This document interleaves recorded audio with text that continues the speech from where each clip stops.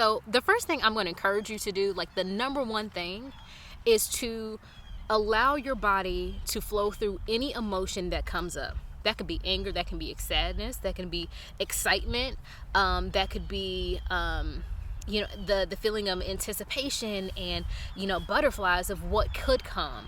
Right? There are so many different emotions that come from single. There can be one holiday where you like, oh, I got this. This ain't nothing. I'm enjoying my space, and I'm enjoying how I'm taking care of myself. I'm enjoying how I'm showing this to the world. And the other one, and the other holiday, you can say, but damn, I really wish my person was here. Whoever that is, I wish they were here now. And those are both valid emotions that it's important to process, and even at some points grieve, right? It's okay to allow your body to say, I'm not all where I want to be based on what I have determined are important things for me. And I receive that. I'm in the present moment of understanding what that feels like.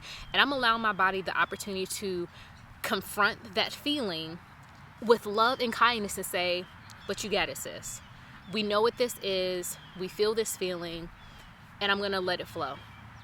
And a lot of times how I like to process that is, say if I'm out or those feelings start to come up, right?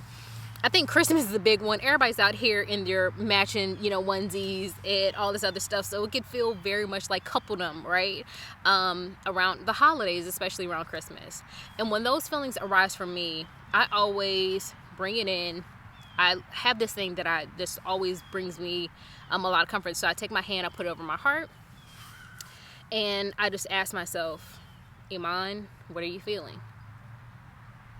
And I pause and allow my body in a moment to respond or to understand. And maybe I don't know the answer then, but it's important that I pause, because all the answers that I need are coded within my body, coded within my spirit. So I just want to pause and say, what's going on? What is this feeling?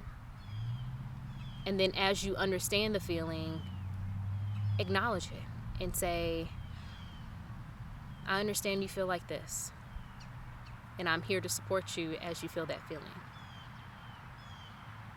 And you just want to breathe and sit through it. And in those moments, as you approach the feeling, as you embrace the feeling, other feelings might come: happiness, sadness, tears, fear. And what I want you to do is don't judge those feelings. They're here for you. They're here for your growth. They're here for your feelings. They're here for your healing. They're here for your expansion. And as they come in, it's almost like you're at a dance and you're going up to them and you see fear and say, hi, fear. I understand you're afraid. It's okay. And dance with fear. I said, okay. I've given you your opportunity. I understand what you're afraid of. And that's okay. And then you see happiness comes in. And you're like, hi, happiness. I'm Iman. And I understand what can be. And then you dance with happiness. And you allow yourself to explore what that could feel like, what that can look like, the taste, the senses, all of it. And you then put happiness to the side. And then grief might come up. So then you greet grief with the same type of flow. And you allow a moment to dance with the emotions. Not in judgment, but just in awareness that they're there. And them being there also deserve your attention, because there is insight in them being present with you. And as you begin to process, those feelings will no longer feel like you will no longer feel like a tea kettle, like they're about to explode in you, because you've greeted them. You know what they need. You know what their fears are. You know what they have to say. You allow them to express themselves. And then once they've done that, and the dance is over, you give yourself a moment to get up and choose again. And that is step one. That's also just a nice, I think, exercise in self-soothing and figuring out what your body needs, what it feels called to, and just pausing and listening to it. We've been told for so long that the answers that we need to be found from someone outside of ourselves, and that's just not true. You are Your bloodline is connected with your ancestors. You think that their power ended with them. It's in your veins. You've got the insight. You've got the divine intuition, and you've got to tap into it. And even if you don't know what the conversation might, end in, or what might become of it, you just got to kind of pause and let that experience happen. So the number one thing I'm going to encourage you to do is to greet your emotions as they arrive. The second thing I'm going to encourage you to do, and this is a really big one, ladies, I really, really want you to understand, you're not obligated to do anything for anybody. If you're receiving invitations from people that you know are going to be a trigger, do yourself, do your spirit a favor and decline. I don't care if that's your mama, your brother, your sister, your grandma. At some point, you need to establish boundaries, even from some of those people that might potentially be in your bloodline. Okay? If they are not here to help and support and to speak life into you, they do not need to have access to you. And I know that might sound very harsh, but this is your body, this is your mind, this is your well-being. And if people, when they see you, are not equipped to celebrate all that you are and not all that they believe that you're not, right? Because you're not a wife, you all of a sudden haven't met the threshold of their ideal woman, then screw them. Allow them to go off and live in their own fantasy wherever they are. But you do not have to choose to have to participate in that foolishness. So I'm really going to encourage you, and it's going to be a very brave decision, but exit out of anything that is going to bring down your vibrations, bring down your value, and trigger you in any way in areas that you know you are working to heal.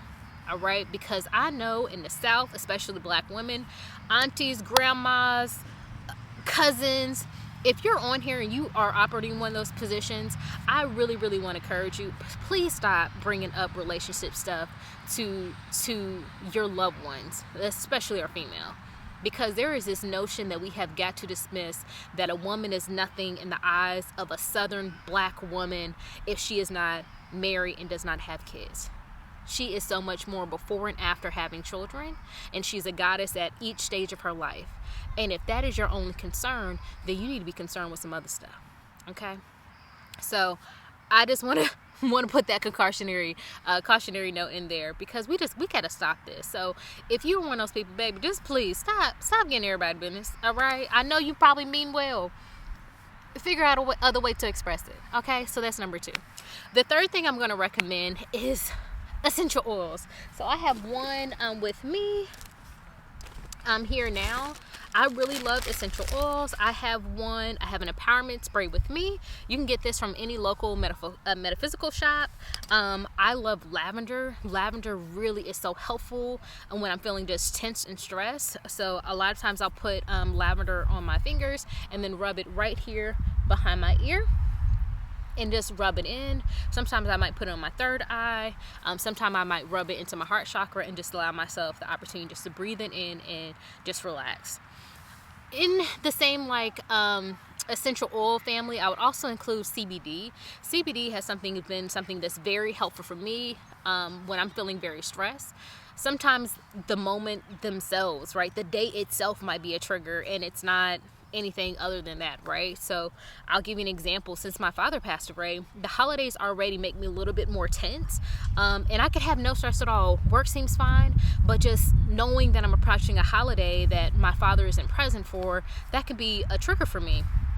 So one of the things that I do to kind of combat there, to prepare or to allow myself a better opportunity to kind of breathe through that experience, is utilizing CBD. So I allow myself to relax, come out of my head, come back into my spirit, come back into my consciousness, and say, it's okay, girl. We got this. It's okay. So that's something else I would recommend. The fourth thing I'm going to recommend is meditation, all right? So kick up your meditation practice, right? So take the opportunity in the morning, at night, whenever you can, and really get tuned into yourself, because all this healing journey is about is understanding what you need and prioritizing it at all times. So meditation allows you to really get still, really hear from your mind and your spirit, so that you then can act accordingly.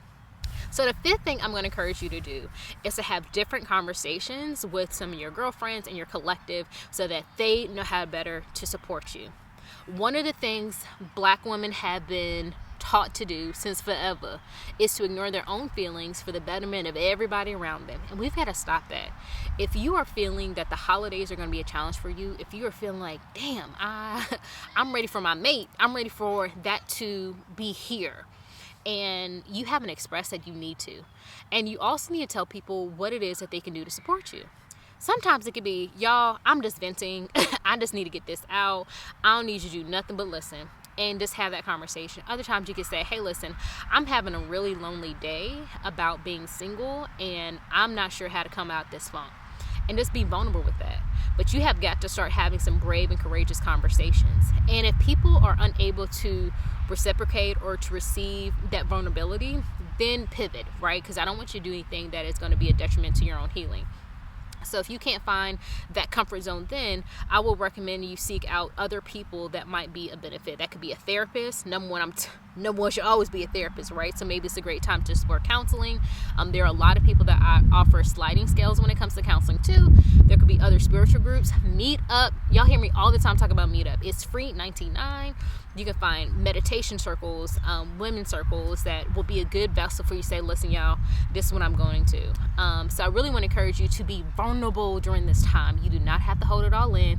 That shit is tired and played out, and we do not have to do it anymore. Okay? And then the sixth thing I'm going to recommend for you to do is to journal. Y'all, I love journaling. Y'all hear me talk about all the time. I have a blog coming up very soon about journaling, but it's so therapeutic for me of just releasing it with intention, getting it off my spirit and say, hey, listen, this no longer serves me. I need help in releasing it and saying exactly whatever is on your heart and just getting out of your system. For me, I think it is something that is like always a go-to for me. I keep a journal in my purse at all times. It's very helpful for me. And then the seventh thing I'm going to recommend you to do is pivot to joy, right? So everything manifests from a place of joy. And when you're feeling heavy like that, figure out how to create more joy in your life. For me, especially if I'm feeling like I got some of like the single blues, listen, I'm gonna keep it a buck. Sometimes it happens. Then a lot of times what I do, I turn to running. So like for me, running outside, grounding my energy has been very beneficial. Listening to music, empowering music, listen to podcasts. Super Soul Sunday is always a safe bet for me. And then comedy movies are always my like go-to, right? Allows me the opportunity to laugh and to feel joy and just to express myself and not have to feel like bogged down. So those are some of the things that I'm going to recommend for you to do. Ladies, I hope you really enjoyed these 7 tips about navigating singleness during the holidays. Hopefully you got some new insights, some different things to kind of leverage during this time. And I really just want to encourage you to remember that you are always in alignment, right, with your manifestation. You can't come out of alignment. Like it's in your blood, it's in your spirit, like it's always here. Your job is to remain in awareness, right? So by allowing yourself to grieve, by allowing yourself to feel your feelings, you're allowing yourself to get present and to be in awareness of all the things that are around you. And then you can tap in. And each and everything that you want is already here. You just got to tap in. You got to remember that you can have it. So once you get the grief out, then get back into a place of happiness. Get back in a place of, well, I've created all this other stuff, all these other amazing and miraculous things that happen to me. Why can't this happen? Right? So whatever it looks like, right? So don't allow yourself to remain stuck in some of this stuff, because stuck is not where you're going to be forever. So you are worthy, baby. You are loved, and long past the times where we were settling for bullshit. I tell you to embrace your singleness, because you have the opportunity to get close to yourself, to love on yourself, to get to know yourself, so that no matter where you put yourself or where you find yourself, you will always remain home within yourself. All right? Ladies, I love you. I hope you have an amazing holiday time. And always, don't forget to like, comment, and subscribe, and share this episode. Thank you guys so much for your time.